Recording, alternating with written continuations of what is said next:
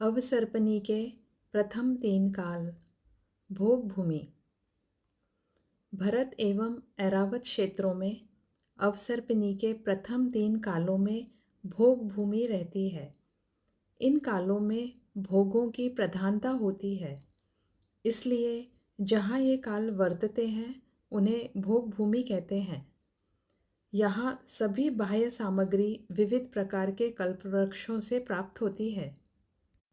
यहाँ सभी युगलिया जन्म लेते हैं और वे जीवन पर्यंत पति पत्नी के समान रहते हैं। युगलिया यानी बालक बालिका युगल रूप में। इन मनुष्यों की आयु के 9 मास शेष रहने पर ही स्त्री के गर्भ धारण होता है। शेष काल में किसी के भी गर्भ नहीं रहता। फिर 9 मास पूर्ण होने पर युगल नर नारी भूशैया पर सोकर गर्भ से युगल पुत्र पुत्री के निकलने पर तत्काल ही मरण को प्राप्त हो जाते हैं। अंतिम समय में पुरुष को छींक और स्त्री को जम्भाई आने से मृत्यु होती है।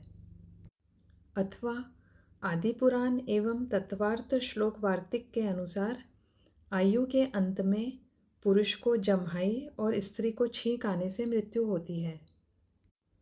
भोग भूमि में नर नारी दोनों के शरीर शरद ऋतु के मेघों समान स्वयं ही आमूल विलीन हो जाते हैं। तत्वार्थ श्लोक वार्तिक के अनुसार उनके शरीर विद्युत के समान विघट जाते हैं। यहाँ उत्पन्न हुए जीवों का कदलीघात मरण अथवा आयु का अपवर्तन नहीं होता। इनका शरीर सप्त धातुमय होते हुए भी छेदा भेदा नहीं जा सकता। अशुचिता से रहित होने के कारण उनके शरीर से मूत्र एवं विष्ठा का आस्त्रव नहीं होता।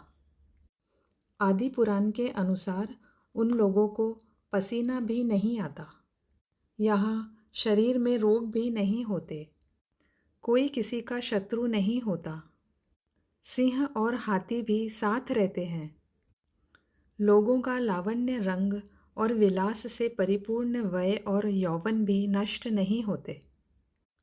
देखो, पुण्योदय का यह ठाट देखकर हमारा मन ललचाता है, किंतु भाई, हमने भी आत्मज्ञान के अभाव में इस पंच परावर्तन रूप संसार में परिभ्रमण करते हुए भोग भूमि में अनंत बार जन्म लिया है।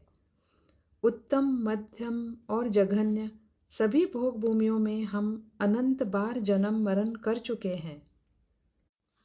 अनेक बार भावलिंगी मुनिराजों को आहार दान देने के बाद भोग भूमि में जन्म लेकर भी यह जीव स्वयं सम्यक्त्व से शून्य रहा। वहाँ अनंत बार 3 पल्ले की आयु तक बाह्य अनुकूलतामय जीवन भी पारमार्थिक सुख के बिना दुख से ही बीता।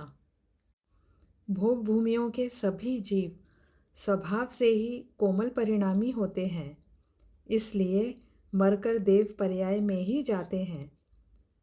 इनकी देव के सिवाय और कोई गति नहीं होती।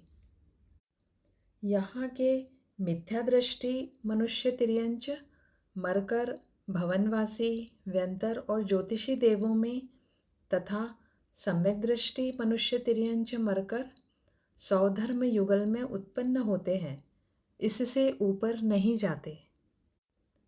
इन कालखंडों में जन्म लेने वाले मनुष्य आदि प्राणियों का जीवन भोग प्रधान रहता है। इस समय प्रकृति इतनी संपन्न होती है कि उसके निवासियों को जीवन यापन के लिए किसी भी प्रकार के कृषि, मसी, व्यापार, उद्योग, शिल्प अथवा असी आदि कर्म की आवश्यकता नहीं होती। प्रकृति से सहज रूप से प्राप्त भोग्य सामग्री का उपभोग करना ही उनका कार्य रहता है। सभी सामग्री उनको संकल्प मात्र से कल्प वृक्षों द्वारा प्राप्त हो जाती है। कल्प वृक्षों का स्वरूप। भोग भूमि में उत्पन्न हुए जीवों को मनवांछित पदार्थ कल्प वृक्ष से प्राप्त हो जाते हैं।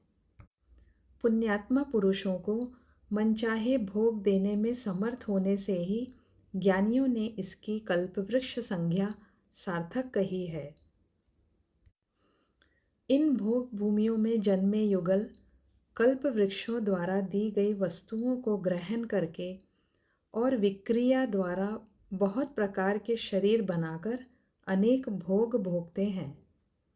इनके भोगों की बाहुल्यता बताते हुए आचार्य यति वृषभदेव लिखते हैं, ये युगलिया जीव चक्रवर्ती के भोग लाभ की अपेक्षा अनंत गुने भोग भोगते हैं। चक्रवर्ती तो कर्म भूमि में होते हैं, उन्हें विशेष कर्म करना पड़ता है, जबकि भोग भूमियाँ जीवों को सर्व सुविधाएं कल्प वृक्षों से प्राप्त होती हैं। उन्हें मनवांछित समस्त भोग सामग्री प्राप्त होती है। फिर भी आचार्य नेमिचंद्र लिखते हैं कि पंचेंद्रिय भोगों की अति सुलभता भी उन्हें तृप्ति प्रदान नहीं करती।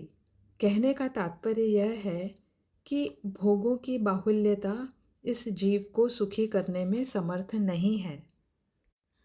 भोग सामग्री इकट्ठी करने के पहले हमें भी यह विचार करना चाहिए कि भोगों में सुख है भी या नहीं।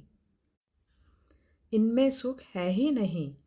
यदि ऐसी प्रतीति हो जाए तो भोगों की वासना मिटे बिना ना रहे।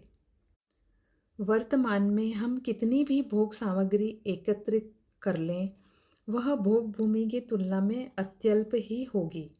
अतः विचार करना कि भोग भूमि में इतनी अनुकूल सामग्री में भी तृप्ति नहीं हुई, तो अब इस अल्प सामग्री से तृप्ति कैसे होगी।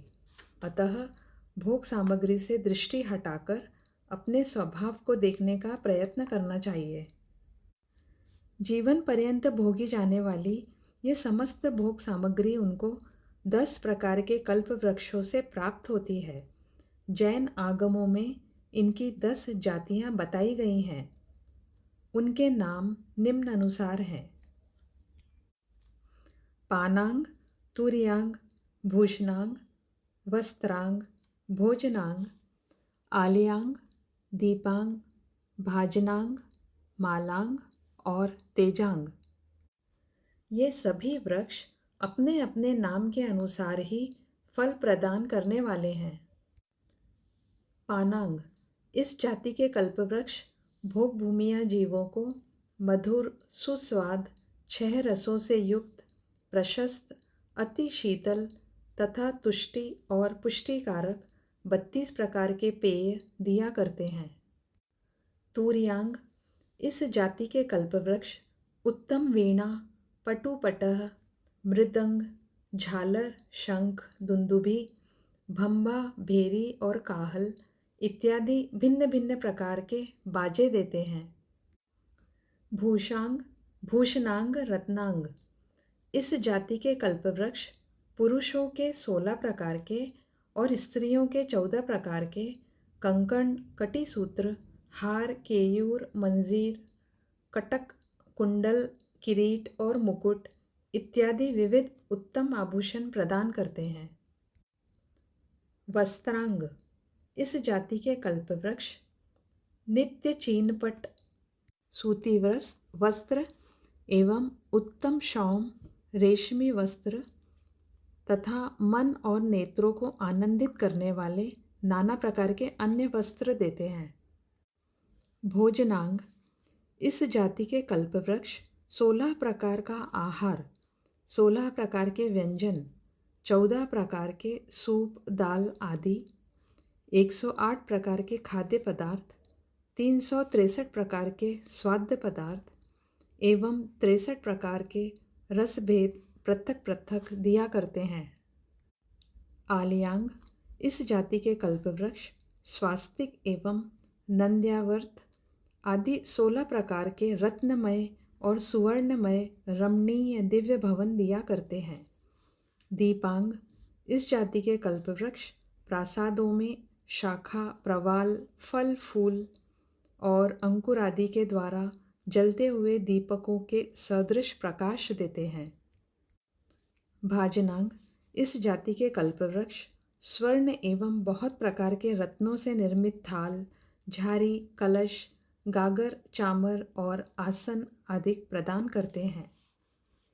मालांग इस जाति के कल्पवृक्ष बल्ली, तरु, गुच्छों और लताओं से उत्पन्न हुए 16,000 भेदरूप पुष्पों की विविध मालाएं देते हैं। तेजांग या ज्योतिरांग इस जाति के कल्पवृक्ष मध्य दिन के करोड़ों सूर्यों की किरण के सदृश होते हुए नक्षत्र, चंद्र और सूर्यादि की कांति का संहरण करते हैं। ये कल्पवृक्ष वनस्पति रूप नहीं होते और इनका स्वरूप किसी व्यंतर के समान भी नहीं होता। ये पृथ्वी रूप होते हुए भी जीवों को उनके पुण्य का फल प्रदान करने में समर्थ होते हैं। इनके माध्यम से भोग भूमि के जीव निरंतर इंद्रिय जनित उत्तम सुखों को भोगते हैं और अत्यंत संतोषपूर्वक अपना जीवन यापन करते हैं, किंतु तृप्त नहीं होते। भरत एवं ऐरावत क्षेत्रों में अवसर्पणी के प्रथम, द्वितीय एवं तृतीय काल में जीवों को प्राप्त सभी अनुकूलताएं इन कल्पवृक्षों के द्वारा ही प्राप्त होती हैं। सामान्य रूप में तीनों भोग भूमियों में भोग सामग्री की बाहुल्यता है, भोगों की ही प्रधानता रहती है। फिर भी तीनों के स्वरूप एवं परिस्थितियों में होने वाले परिवर्तन को हम पृथक पृथक देखते हैं।